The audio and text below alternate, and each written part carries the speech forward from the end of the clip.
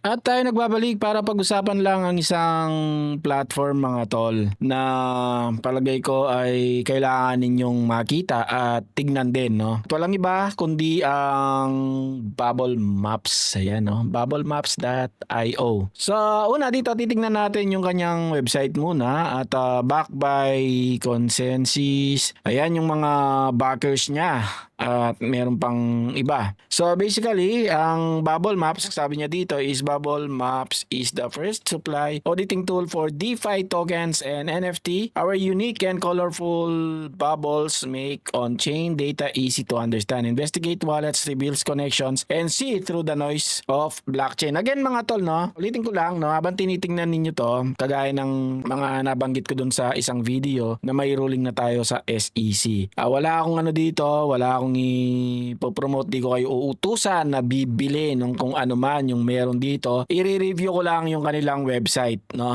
Bahala kayo kung ano yung sa palagay ninyo kasi baka kailangan ninyo ito, baka kailangan ninyo itong kanilang website. Bahala kayo, okay? Tingnan na natin. Okay, ito may mga partners siya. Siguro yung iba sa inyo ay familiar. May mga testimonials din siya na ito kay Phantom Foundation, OpenSea, BNB Chain. Yan yung kanyang mga testimonials at siguro mukhang ano nga rin to, no? Mukhang solid project din to mga tol. Kikita nyo naman yung galaw ng aking cursor, no? Sa ibaba ay may social sila na pwede ninyong puntahan at mag-research further. Okay, yung team nila, check natin kung ano yung makikita sa team nila. Ano lang to, parang wiki.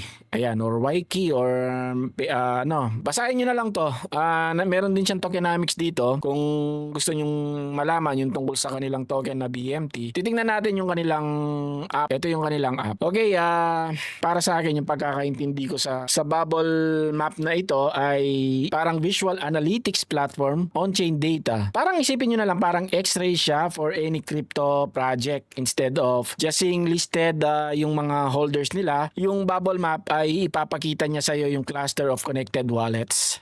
Yan nga dito, makikita natin yung kanilang OpenGPU. Pwede ninyo, ayan talagang kung hindi ninyo maintindihan to mga tol, ako rin hindi ko pa masyadong maintindihan pero as we can see, ano talaga siya, visual talaga siya, makikita mo. Okay, sa mundo kasi ng crypto ngayon, information is everything mga tol. Kailangan malaman natin lahat. Kaya nga pinapakita ko to sa inyo para sa information. Makikita mo yung mga information na yung iba ay hindi makita. Siguro ito pwede nating gamitin. Pwede nating itong gamitin para makita yung mga information na sinasabi ko, no? Matatrack mo yung mga whale movements at ma-uncover mo yung mga hidden connections and see how tokens are really distributed in a real time. Hindi siya hypothetical mga tol. Ito na mismo yung Bubble Maps. And sa market has been bleeding red nga, no?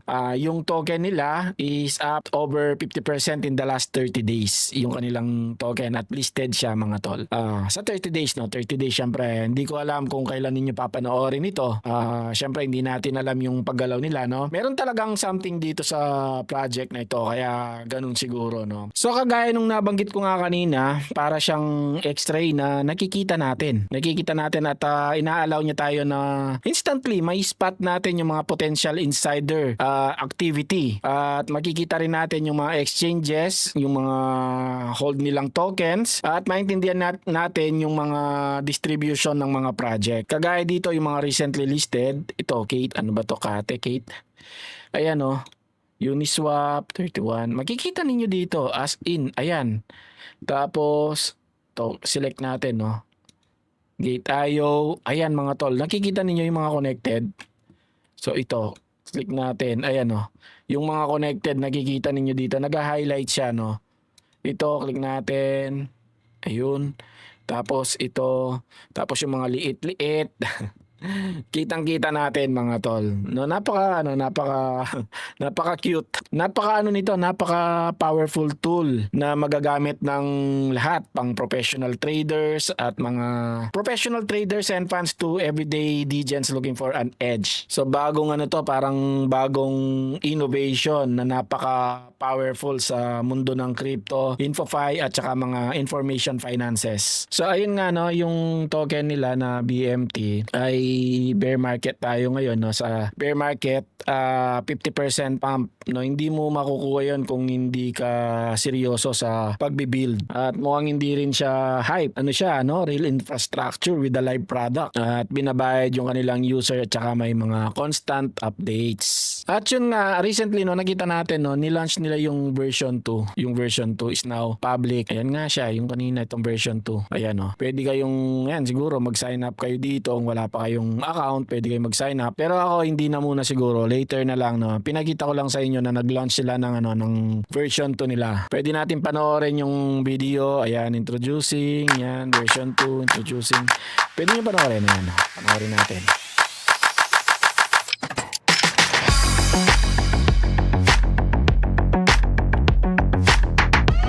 Sana di tayo maka-copyright, no? Hindi ko kasi masyado naririnig yung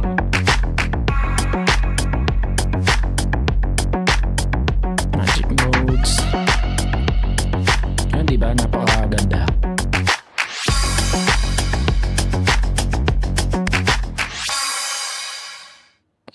Ayun.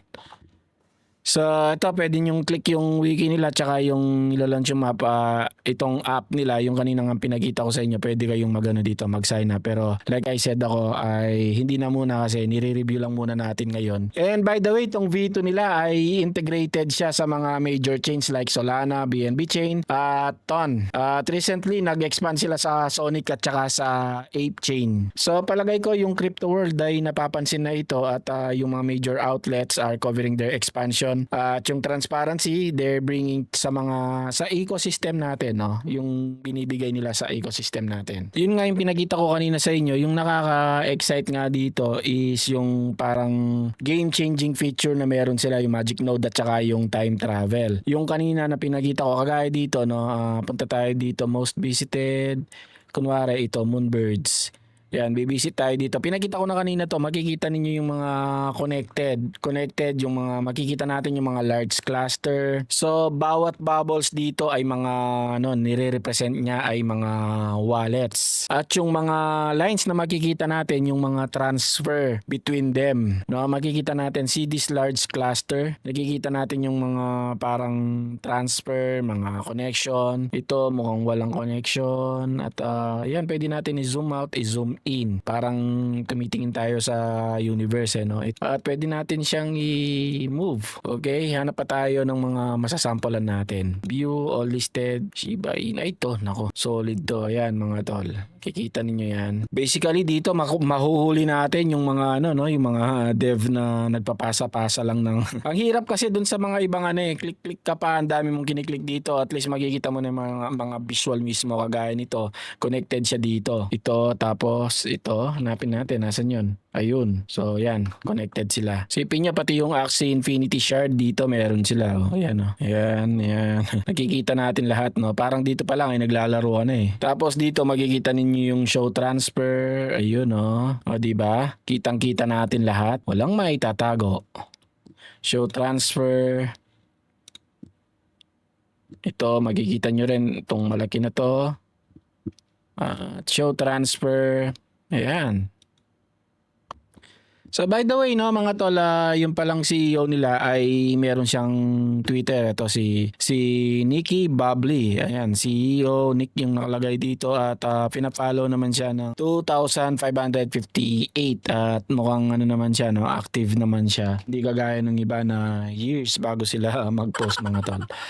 Okay, at itong mga na i-feature din siya sa mga mangilang-ilang mga mga website. Ito, Sonic Expanse Info Fi Infrastructure with Bubble Maps version 2. Ayan, mga tol, no? Check nyo na rin tong mga to, ilalagay ko sa description. At ito pa sa HackerNoon. Ayan. At basahin nyo na lang. Kung babasahin ko pa to para sa inyo ay baka maboard na kayo lalo. Why expansion to BNB chain could change on-chain investigations. Ayun, na-publish pa lang to nung May 22nd, 2025. So anong palagay ninyo, no? Anong palagay ninyo sa ano na 'to, sa InfoFi, the next big narrative ba 'to? Or let me know sa comment below. Comment lang kayo.